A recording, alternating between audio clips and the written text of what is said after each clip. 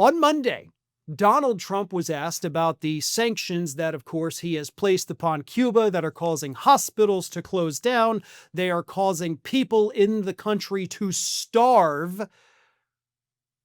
And when asked about these, roughly 4 weeks of sanctions that are crippling Cuba, Trump bragged about it. He's glad people in Cuba are starving. He's glad that these people have nothing.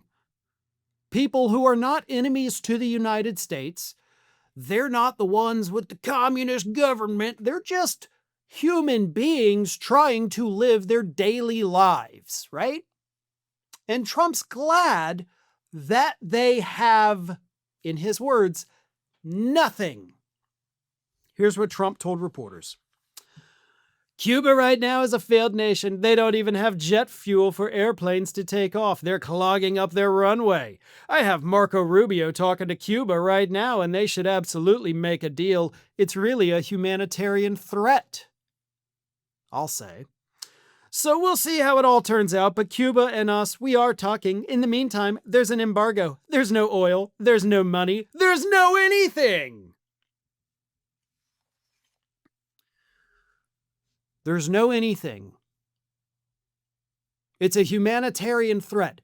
Listen, you, Donald and Marco, are the humanitarian threats to Cuba. You want to spark change in Cuba like the United States has been trying to do for 70 plus effing years and failed every time? Democrats and Republicans alike? The closest we got was during the Obama years when he was like, yeah, we'll lift, the Cuba travel restrictions. And then Trump immediately put them back on. You want people in Cuba to have better lives, to maybe get a better government? Totally normalize relations with the country. Allow Americans to go there. Allow them to come here. Allow us to trade freely with them. Let the people of Cuba no longer be closed off from everybody else and finally realize, hey, wait a minute, what they've got is pretty good over here. We should have that here. We should demand better. We should do better, right? If you want regime change, you don't do it by shutting people out. You do it by welcoming them in and letting them get the taste for it and then letting them demand the change. There is a great quote, and I hate to quote Marvel movies here. I love it. But in Captain America Civil War, the villain of that film, Baron Zemo, he says, an empire toppled by its enemies can rise again. But one that crumbles from within, that's dead forever. And the opposite is also true. If we go in there looking for regime change, and we just oust the government because we're their enemies and we put new people in and okay, great, it's going to devolve into hell. Don't believe me? Go visit Iraq. But if we let the people change it from the inside, then it's changed forever. But we in the United States as a government, through, again, generations of leaders, are stupid. We're just dumb. And we think that we're just going to take out one guy. We're going to get Fidel Castro with exploding cigars, which, yes, was an actual plan by the CIA. And we failed. For over 70 years, we failed. And we failed, and we kind of led to this situation because we're the ones who backed the dictators that were in place prior to the communist takeover. So we've been meddling in Cuba probably for over 100 years, screwing up their government, and now Trump has the audacity to brag about starving people to death in that nation, acting like that is finally going to be the final nail in the coffin. Skeet Sayer says there was a Vice doc that showed how Cuban kids do live gaming.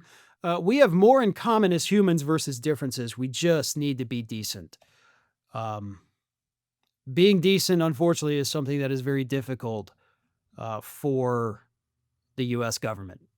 Typically, regardless of whoever's in charge. I mean, we'll see, less evil from the Democrats. Absolutely. I'm not saying they're the same, but we could have normalized relations with Cuba decades ago.